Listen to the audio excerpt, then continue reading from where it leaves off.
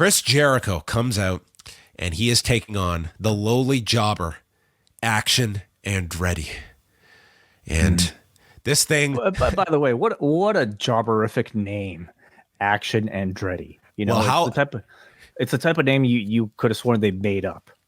Well, how much better did it get? And this was even better by the end of this whole thing for what they were doing. They show Action Andretti and they put up Chris Jericho's name, like his key up on Action Andretti, which I'm sure was a legit mistake, but was actually great. They like just treating this guy like a complete, just a joke. So we get chance of Let's Go Jobber at the beginning.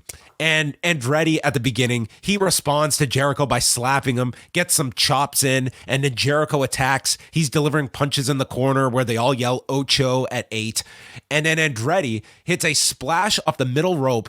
Jericho lifts him up, DVD, code breaker, 1, 2, and Action Andretti kicks out. And from this point on, this crowd was just all behind Action Andretti. And Chris Jericho, this was just a masterclass. He is selling the shock of this Action Andretti fella kicking out of my code breaker. So they go through the break.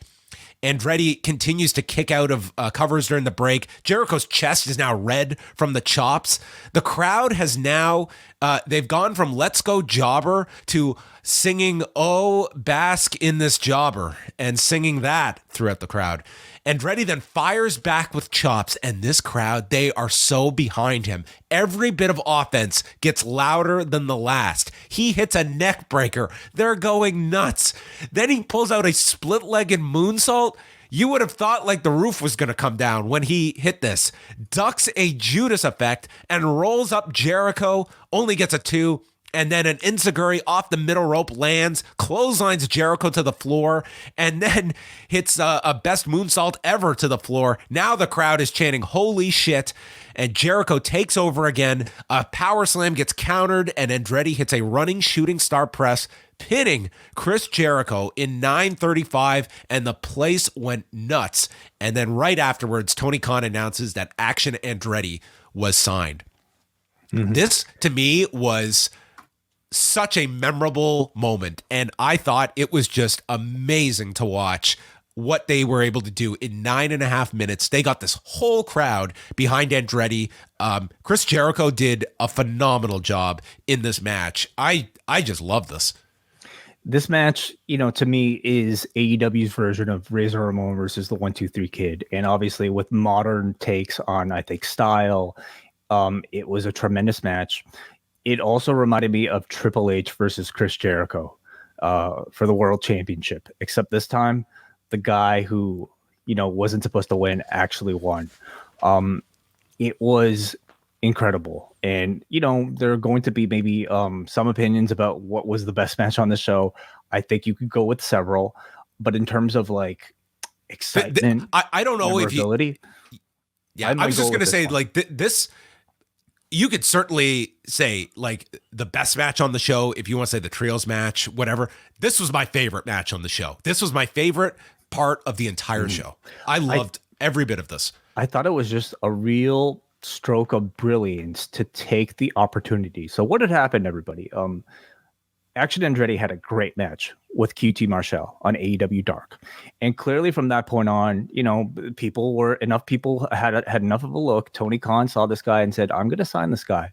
And they chose to debut him in possibly the very best way you could possibly debut an unknown. And again, this guy is a relative unknown. I don't know how many people would have ever heard of Action Andretti prior to seeing him on Dark, even after Dark. How many people? This guy's had like less than 100 matches. He's been wrestling for like 3 years. Like he's very new. So they took that opportunity of a guy who they know is really good, but doesn't have a name.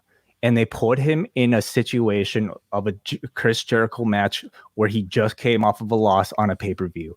And they gave him a win off of that loss. I mean, by all accounts, you know, Chris Jericho coming off a title loss to Claudio, with Chris Jericho stating that he's on his way back to, you know, getting a rematch for Claudio. Okay, rehab match against a jobber makes a lot of sense. I never expected them to use this scenario to put over this guy. And they had him wrestle like a jobber type of match for the first portion of the match. You watch the first portion of the match, you don't think there's anything different. From that code breaker on, that kick out on, this guy started to reveal what he could actually do. This dude, like he moves like an AJ Styles. He, like, you watch that QT Marshall match, he's actually fantastic, and they hit it incredibly well from us until the second half of this match. I thought the reveal and it was done wonderfully. Chris Jericho's facial expressions at the shock. He's had an incredible year, Chris Jericho, but like, to me, this is definitely one of the more memorable Chris Jericho things of the entire year. Yeah, I mean, there's few people I think that could do this to this level that Chris Jericho did. Like, this was just a masterful 10 minutes to watch a guy that was probably unknown to 90% of this audience, and maybe that's low. 99, I would say. And by the end of it, like, to go in with this plan and to get the audience into this, like, this was a great crowd tonight, but man, they were just. Like, they started, like, this was total nothing to them at the beginning. It was, we're going to entertain ourselves with a let's go jobber chant. And it got them, by the end of it, Action Andretti was the biggest babyface on the show, maybe second to Ricky Starks. Like, that's what it felt like by the end of this show. Just a tremendous, tremendous theater to watch for 10 minutes if you're going to check out one thing on the show. And then you had the announcement afterwards, and you have like your protective view. Like, these upsets don't typically happen too much in AEW. Like, they protect their guys so much that this had even more impact at the end. So this was a home run to me. I thought a really great job. Like, they made this guy in 10 minutes. Yes. And, again, to me, it's part of maybe the egolessness of a Chris Jericho to, sacrifice his star value to be able to deliver a moment like this. He could have very well, done the Triple H thing where, like, gave the guy a great match, kick out of the code breaker. Great. You got the, sort of a moral victory here. But I mean, they went further with it. They gave him a win. And I mean, Chris Jericho does not lose a thing, of course, coming out of this. But this guy, he's made. I mean, I don't want to say he's made, but he certainly made a great splash on his first debut. So by this point, everybody knows who Action Andretti is. I wonder if they'll keep that name. I still think it's incredibly jobberific, but we'll see. Maybe he'll make it cool.